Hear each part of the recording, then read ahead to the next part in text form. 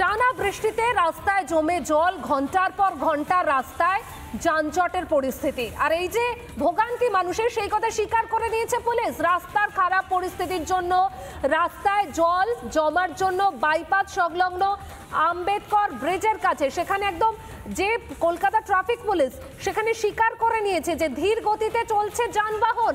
খানা খন্দে ভরা ইএম বাইপাসের ছবিটা আপনাদের দেখাচ্ছি। পুলিশ কি বলছে না, রাস্তায় জল জমার জন্য বাইপাস সংলগ্ন আম্বেদকর ব্রিজের কাছে ধীর গতিতে চলছে যানবাহন। অর্থাৎ পুলিশ স্বীকার করে নিল যে রাস্তার এতটাই বেহাল দশা যে ধীর গতিতে চলছে যানবাহন। অল্প সময় যে রাস্তা পৌঁছে যাওয়ার কথা, সেখানে ঘন্টার পর ঘন্টা দাঁড়িয়ে থাকতে হচ্ছে।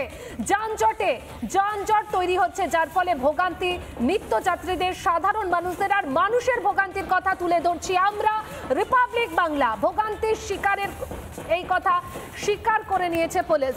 অর্থাৎ যে ছবি আমরা আপনাদেরকে দেখাচ্ছি, রাস্তায় খারাপ পরিস্থিতির জন্য, রাস্তায় জল জমার জন্য বাইপাস সংলগ্ন আম্বেদকর ব্রিজের কাছে ধীর গতিতে চলছে যানবাহন, এমনটাই কিন্তু টুইট করে জানিয়েছে কলকাতা ট্রাফিক পুলিশ। বিজেপি নেতা সজল ঘোষের সঙ্গে আমরা কথা বলেছিলাম, তিনি ঠিক কি জানিয়েছেন শোনাবো আপনাদের। রাস্তা বলে কিছু নেই বহু জায়গায় কলকাতা শহরের এবং শহরতলি অঞ্চলে রাস্তা বলে কিছু নেই। বহু জায়গায় সামান্যতম বৃষ্টি হলে 2 দিন 3 দিন করে জলে ডুবে থাকে। সূর্যদেব ভরসা, কতক্ষণে রোদ্দুর উঠবে, ততক্ষণে রোদ্দুর উঠলে পরে তবে জল নামবে। ঠিকই আছে, শাস্তি তো আমাদের পাওয়াই উচিত, ভোট দিয়েছিলাম না আমরা।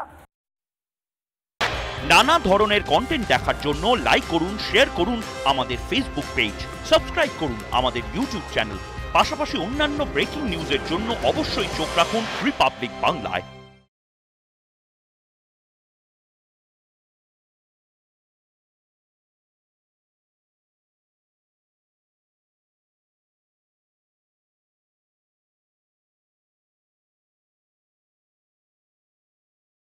নানা ধরনের কন্টেন্ট দেখার জন্য লাইক করুন, শেয়ার করুন আমাদের ফেসবুক পেজ, সাবস্ক্রাইব করুন আমাদের ইউটিউব চ্যানেল। পাশাপাশি অন্যান্য ব্রেকিং নিউজের জন্য অবশ্যই চোখ রাখুন রিপাবলিক বাংলায়।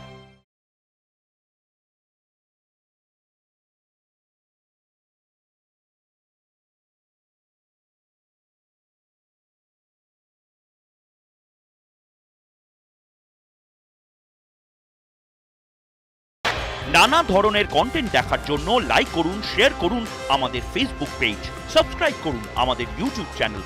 পাশাপাশি অন্যান্য ব্রেকিং নিউজের জন্য অবশ্যই